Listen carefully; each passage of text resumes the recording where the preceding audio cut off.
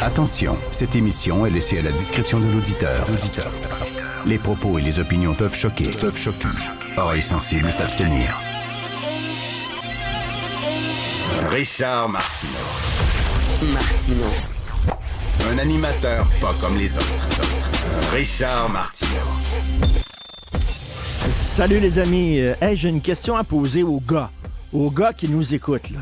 Alors, Jean-François en régie, là, écoute ça. Flavie, ferme tes oreilles, t'aimeras pas ça. C'est une fille. Alors, si vous aviez le choix entre vivre avec une femme et vivre avec une dinde, qu'est-ce que vous préféreriez?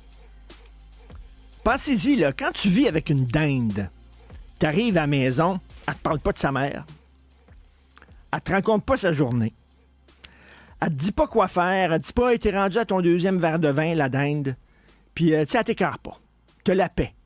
Il y a des avantages à vivre avec une dinde plutôt qu'avec une femme. Vous dites, qu'est-ce que c'est ça? Qu'est-ce qu'il dit là? C'est n'importe quoi, ça n'a pas de bon sens, on peut pas dire ça.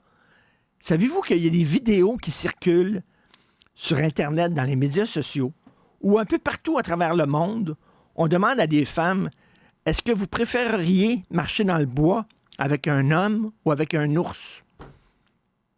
Et les femmes répondent, je préférerais un ours qu'un homme. Parce que les hommes, on sait bien, hein, on est menaçants.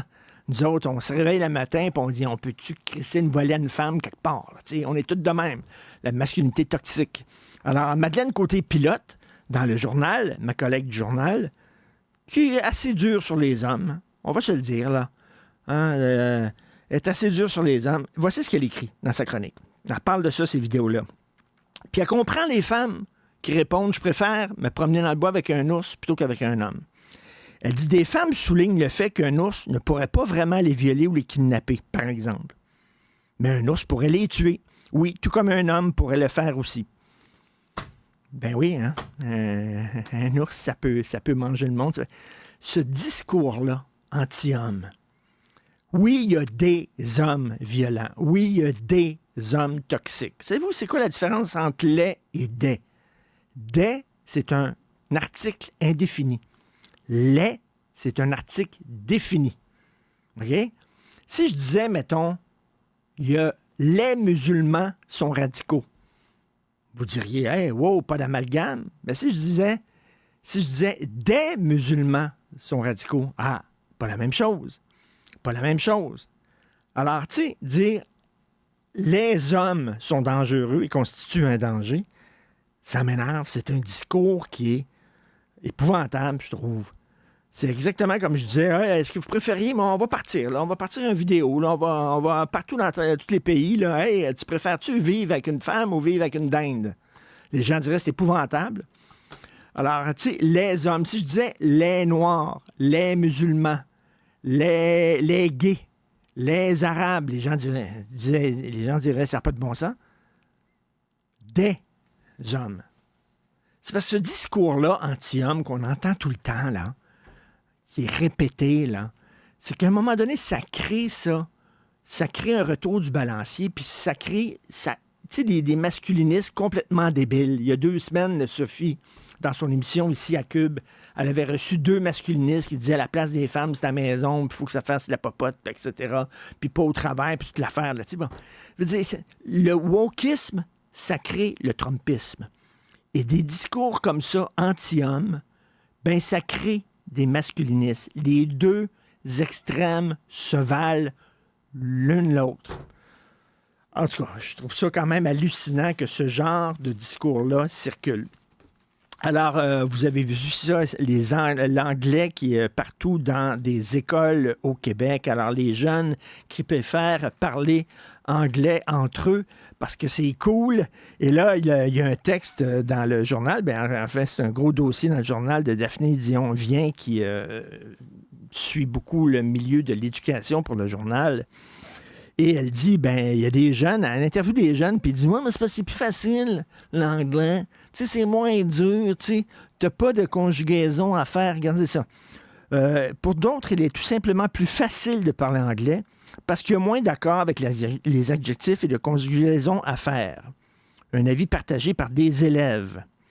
C'est inconvénient pour moi de parler français. C'est difficile. Moi, je préfère anglais. Lance un élève francophone de 5e secondaire qui parle en anglais, parfois même à la maison, avec ses parents, dont le français est la langue maternelle. Eux autres, en famille, ils parlent anglais. Puis c'est moins difficile. Je sais qu'on n'a pas le droit de critiquer les jeunes, parce que les jeunes, là, ils ont la science infuse, puis ils sont fantastiques, puis ils sont extraordinaires, puis nous devons tous nous inspirer des jeunes. Ils sont tellement ouverts, etc. Ils sont niaiseux. M'excuse, ces jeunes-là sont niaiseux. Non, c'est trop jeune en français, moi je parle anglais, c'est plus cool. Et là, évidemment, tu sais, si tu veux, mettons, leur dire, ben là, vous parlez pas anglais, encadrer un peu la langue utilisée à l'école avec des règlements, etc., ben là, c'est une microagression. Et là, tu agresses leurs droits, parce qu'eux autres, leurs droits, j'ai le droit. Alors, elle dit, ben comment ça se fait, nous autres, on n'a pas le droit de parler anglais dans les cours, puis on n'a pas le droit de parler anglais dans les corridors de l'école, puis tout ça, parce que si tu dis non, tu n'as pas le droit, c'est une micro-agression. On ne nous dit pas que les jeunes sont écolos. Les jeunes sont pour la protection des espèces menacées.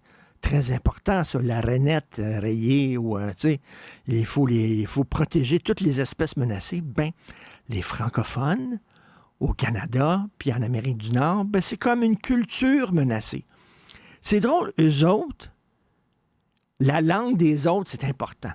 La culture des autres, c'est important.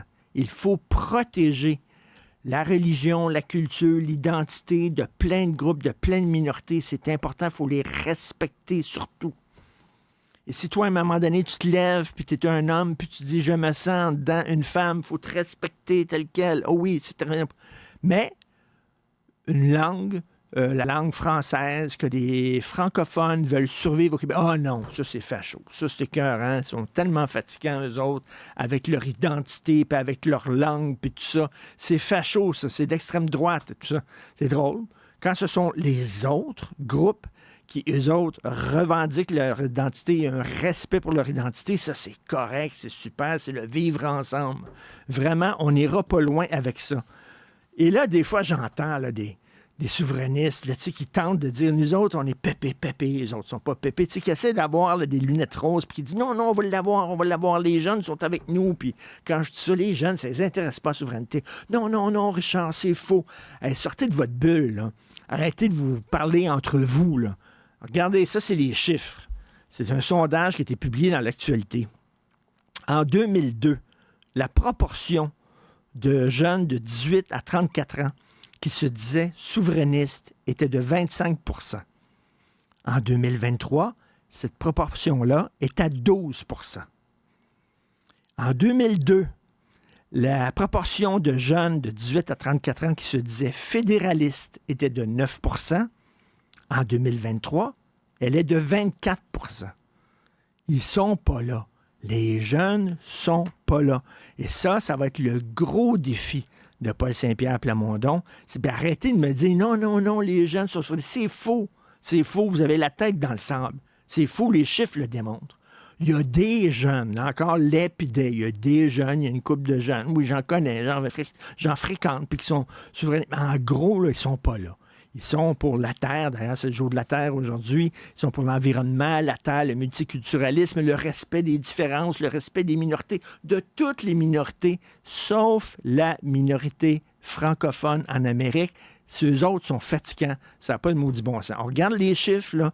Le français à l'extérieur du Québec se porte mal. D'ailleurs, les anglophones n'arrêtent pas de se plaindre au Québec alors qu'ils sont une minorité hyper privilégiée. Ça n'a pas de sens. Qui regardent un peu la façon dont les francophones sont traités au Québec, puis ils vont arrêter de se plaindre. Ils se plaignent la bouche pleine. Et là, non seulement ça, mais dans les écoles, c'est cool maintenant de parler anglais. Mon fils, je le vois des fois avec ses amis qui sont francophones, puis ils se mettent à parler anglais entre eux parce que c'est cool. Et j'ai dit tout le temps, hey, non, pas vrai, là. Tu vas parler français, OK?